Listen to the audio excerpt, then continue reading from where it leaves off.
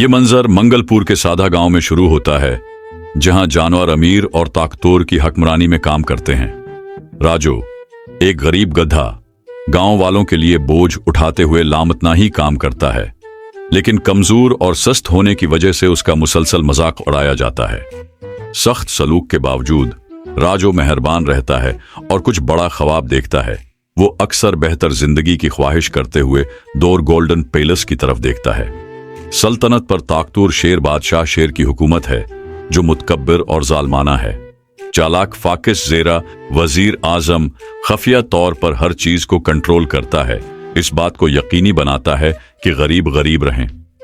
अमीर अशराफिया, जिनमें चालाक वल्फमिंस्टर और लालची गुद खजांची शामिल हैं, महल में जियाफत करते हैं, जबकि आम जानवरों को तकलीफ होती है।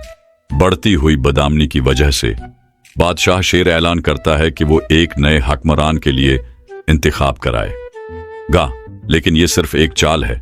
वज़रा अपनी ताकत को बरकरार रखते हुए जो भी जीतता है उसे खफिया तौर पर कंट्रोल करने का इरादा रखते हैं। राजू गलती से एक मेहरबान तोते चिंटू के साथ गलत बातचीत के बाद मुकाबले में दाखिल हो जाता है। मुकाबला करने वाले तमाम अमीर, ताकतवर और ज़हीन होते हैं, सिवाय राजू के, जिसका हर कोई मजाक उड़ाता है।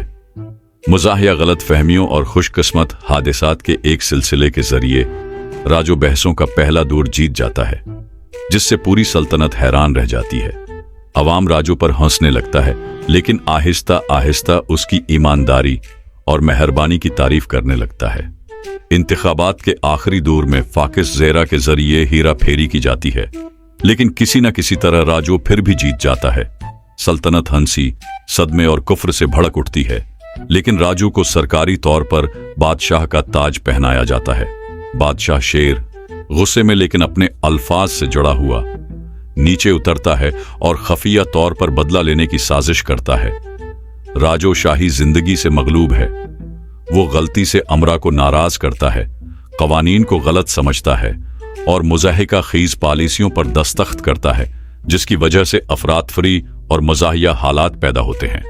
फाकिस ज़ेरा और बिदानवान वज़रा राजू को गैर मुनसिफाना टैक्सों की मंजूरी में जोड़ तोड़ करते हैं, जिसकी वजह से सल्तनत को मजीद नुकसान उठाना पड़ता है।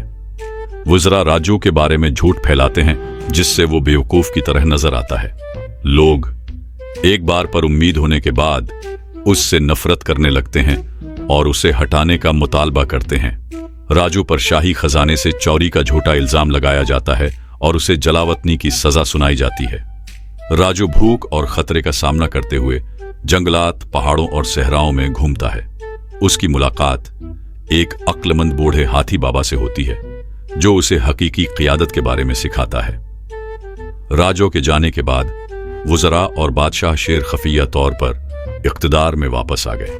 ज्यादा टैक्सों और सफाकाना कवानीन के साथ सल्तनत मुसीबत में पड़ जाती है। राजू, जो अब अक्लमंद है, भैंस बदलकर वापस आता है और सल्तनत के मसाइब को देखता है। वो बिदानवान हुक्मरानों के खिलाफ लड़ने के लिए लोगों को इकट्ठा करता है। राजू एक ज़ेर जमीन मुजामत बनाता है, जानवरों को इनकलाब के लिए तरबियत देता है। चिंटू तोता और हाथी बाबा जैसे वफादार इत्तेहादियों की मदद से वो जंग की तैयारी करते हैं।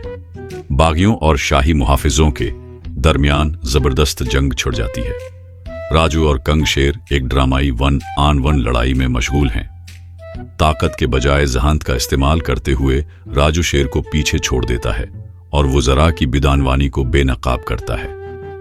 लोग लोमड़ी, भेड़िया और गुद वज़रा के खिलाफ उठते हैं और उन्हें पकड़ लेते हैं। बादशाह शेर शर्म से बादशाही से भाग जाता है। राजू को बाज़ाब्ता तौर पर सही बादशाह के तौर पर ताज पहनाया जाता है। वो गैर मुनसिफाना टैक्सों को खत्म करता है और इंसाफ और मेहरबानी के साथ सल्तनत की तामीर नौ करता है। अखलाकियात से पता चलता है, बादशाह ताकत से नहीं बल्कि हिकमत और दिल से बनाया जाता है। कहानी राजू के दूर हुकूमत का जश्न मनाने वाले एक खूबसूरत त्योहार के साथ खत्म होती है।